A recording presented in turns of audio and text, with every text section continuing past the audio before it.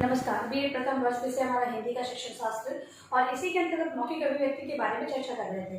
तो अब मौखिक अभिव्यक्ति है उसके द्वारा बालकों में किस तरह का व्यवहारगत परिवर्तन होता है उसी की चर्चा हम लोग इस वीडियो के अंतर्गत करेंगे। तो मौखिक अभिव्यक्ति द्वारा व्यवहारगत परिवर्तन, इसके अंतर्गत कुछ बिंदु है उसके बारे में हम लोग बात करेंगे। छात्र परिवर्तन कैसे होता है, तो छात्र शुद्ध उच्चारण, छात्र शुद्ध उच्चारण, उचित स्वराघात, उचित स्वराघात,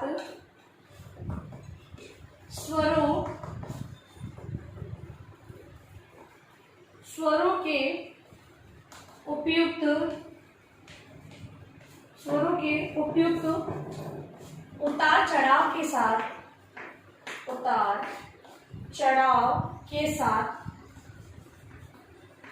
अर्थ ग्रहण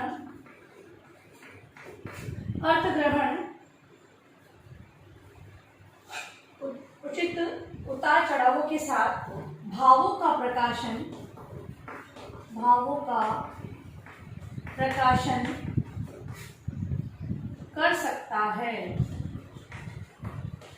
देखिए, जब मौखिक अभिव्यक्ति का विकास बालक के अंतर्गत हो जाएगा तो वो शुद्ध उच्चारण, उचित स्वराघात, स्वरों के उपयुक्त उतार चढ़ाव, इस स्वर को बोलना है तो उतार चढ़ाव किस प्रकार रखना है, क्योंकि हम लोग देखते हैं कि जब बालक अभिव्यक्त करता है तो कहीं पर वो रुक जाता है, कहीं पर वो सीधे सीधे पढ़ता चला जाता है, उसे उतार चढ़ाव का ज्ञान नहीं होता है। लेकिन जब वो अच्छी मौखिक अभिव्यक्ति का विकास उसके अंतर्गत हो जाता है तब उसके अंतर्गत इस प्रकार का व्यवहारगत परिवर्तन हमें देखने को मिलता है। दूसरा है वह प्रसंगानुसार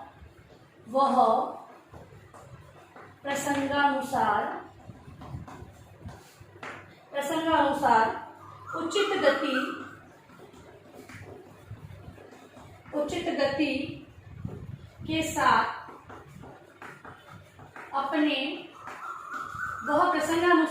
गति के साथ अपने विचारों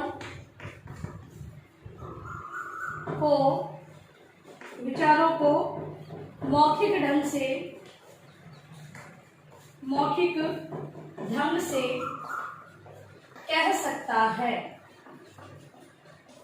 अगला परिवर्तन ये होता है कि वो प्रसंग अनुसार, जैसे कि अगर मान लो वो किसी कहानी को बोल रहा है तो कहानी के हाव भाव का प्रस्तुतिकरण करेगा, ठीक है। अगर वो अपने किसी और प्रकार से जैसे किसी घटनाक्रम को बता रहा है तो घटना के हिसाब से वो व्यक्त करेगा, तो उसको जो ढंग है कि कहानी को कहानी के प्रकार से कहना, नाटक के अगर प्रस्तुतिकरण कर रहा है, संवादों को वो कह रहा है तो किस प्रकार अभिनय करना है, ये सारी चीजें उसके अंतर्गत विकसित होगी जब उसके अंदर मौखिक अभिव्यक्ति का विकास हो जाएगा। अगला है वह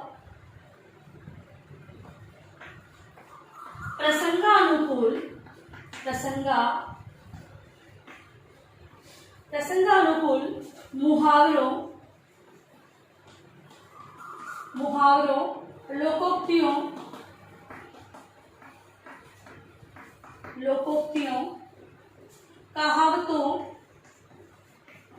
कहावतों तथा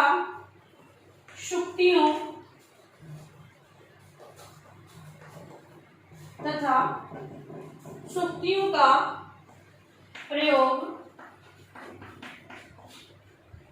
कर सकता है।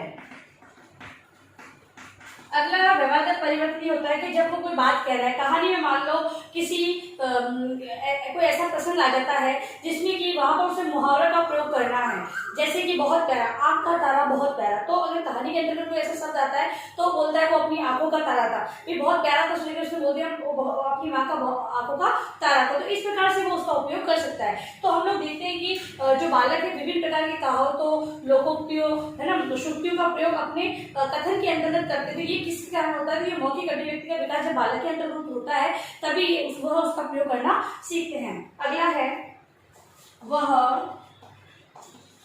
शब्दों,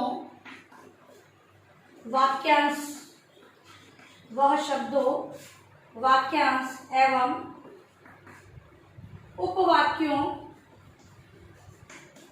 का क्रम अर्थ के अनुसार रख सकता है। मतलब कि जब बालक है किसी भी रूप में अभिव्यक्त कर रहा है तो व्यक्त करते समय अगर कोई वाक्यांश के अतिरिक्त उसे उपवाक्यों को रखना है तो उसका अर्थ के अनुसार उसके क्रम को वो वहां पर रख सकता है, क्योंकि जब मौखिक अभिव्यक्ति का विकास हो जाता है तो अर्थ ग्रहण करने की क्षमता उसके अंदर स्वतः ही हो जाती है, तो जिससे कि वो वाक्यांश के बीच में या बाद में उपवाक्यों को रखना है वो सही क्रम में उसे रखना प्रारंभ कर देता है। अगला है वह विचारों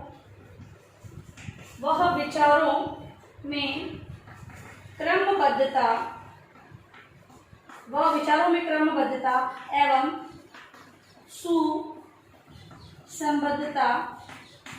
सुसंबद्धता बनाए रख सकता है।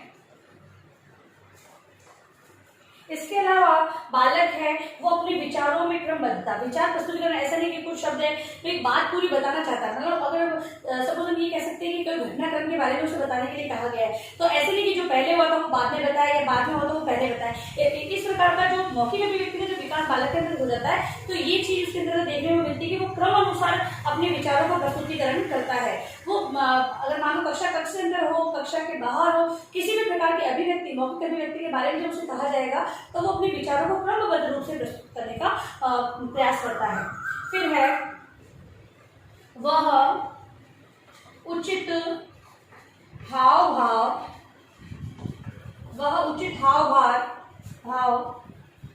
एवं भाव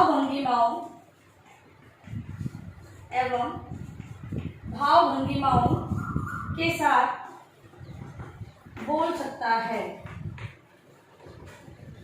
अब जैसा मैंने बताया कि वो हर तरह से अपने मतलब कि मौखिक रूप में अभिव्यक्त कर रहा है, तो अगर सपोज अगर हम बात करें कि कहीं पर हमें उसे नाटकीय रूप में प्रस्तुतिकरण देना है तो नाटकीय रूप में प्रस्तुतिकरण के लिए हाव भाव और भाव भंगिमा, मतलब कि जिस प्रकार हाव भाव होते हैं उसी प्रकार हाथों जो चेहरा है उसकी जो कहें कि फेस की जो हाव भाव होते हैं उनको ध्यान में रखना होता है, ठीक है। तो वो सारी चीजें बालक के अंतर्गत विकसित हो जाती है। यानी कि अगर नाटकीय रूप में अगर मान लो कि रावण का रोल करना है तो उसे जोर से हंसकर बताना होगा, रावण की तेज तीखी आवाज में कहना होगा, तो इस प्रकार से वो प्रस्तुतिकरण करता है। अगला है वह आवश्यकता पड़ने पर अपनी बात की पुनरावृत्ति कर सकता है।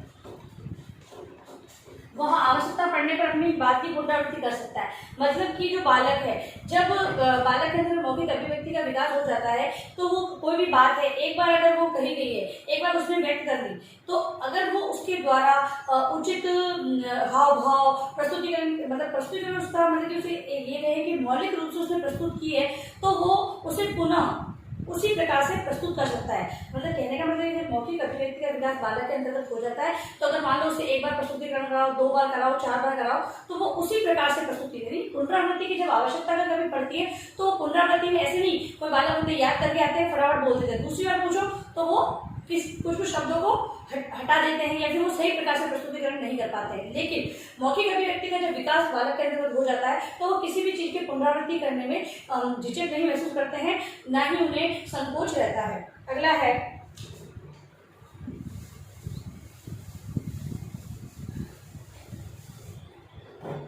वह वार्तालाप में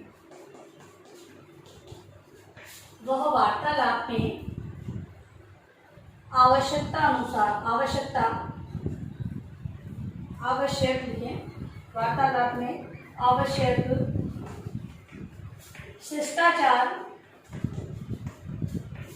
शिष्टाचार का पालन कर सकता है। मतलब कि मौखिक अभिव्यक्ति का विकास होने पर बालक के अंतर्गत जो आदर्श रूप का प्रस्तुतिकरण है या फिर अपनी बात कहने में किस प्रकार शिष्टाचार को अपनाना है ये चीज स्वतः ही विकसित हो जाती है, जिससे कि बालक है वो अपनी बात कहने में यानी वार्तालाप करने में शिष्टाचार को अपनाने लग जाता है। अगला है वह प्रसंग के अनुसार वह प्रसंग के अनुसार अनुकूल शैली का प्रयोग कर सकता है। अगली बात है कि जब बालक के अंदर मौखिक अभिव्यक्ति का विकास होता है तो वो बात किस प्रकार से कहनी, किस शैली के अंदर कहनी है, उस शैली का प्रयोग वो करने लग जाता है। क्योंकि जब मौखिक अभिव्यक्ति का विकास होगा तो मौखिक अभिव्यक्ति का विकास करने के लिए हमने देखा कि बहुत सारी गतिविधियों का आयोजन किया जाता है। अध्यापक है वो बहुत सारे अवसर प्रदान करता है। जब इतने अवसर है, वार्तालाप है, ये सारी गतिविधियां जब उसमें भाग लेता है बालक, तो उसे पता चल जाता है कि हमें अभिव्यक्त किस प्रकार करना है। तो वो उसी के अनुकूल, प्रसंग के अनुकूल अपनी शैली के अंदर बदलाव करना है या वही शैली अपनी, ये सारी चीजें उसके अंदर विकसित हो जाती है। अब लिखिए अपना गृह कार्य प्रश्न आप लोग।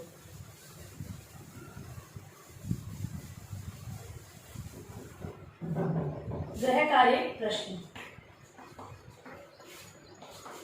मौखिक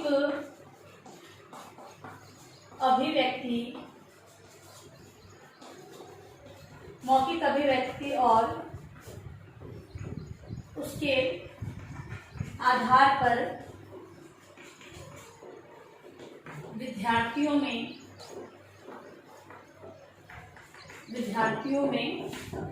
होने वाले व्यवहारगत परिवर्तन को समझाइए। ठीक है, तो ये अपना परिप्रेक्षक दृष्टि से ये प्रश्न बन सकता है कि मौखिक अभिव्यक्ति और उसके आधार पर जो उस बालक के अंतर्गत परिवर्तन होता है उसके बारे में बताना है। ठीक है, तो ये अपने होमवर्क के रूप में आप उत्तर पुस्तिका में लिखेंगे। और अंत में इस महामारी के दौर में कल से कोई आवश्यक कार्य होने पर आप लोग घर से बाहर निकले, बाहर जाते हुए 3 बातों का विशेष ध्यान रखना है। मास्क लगाएं, सोशल डिस्टेंस बनाएं और हाथों को बार बार सैनिटाइज करते हैं। सुरक्षित रहे, सभी का ध्यान रखें। धन्यवाद।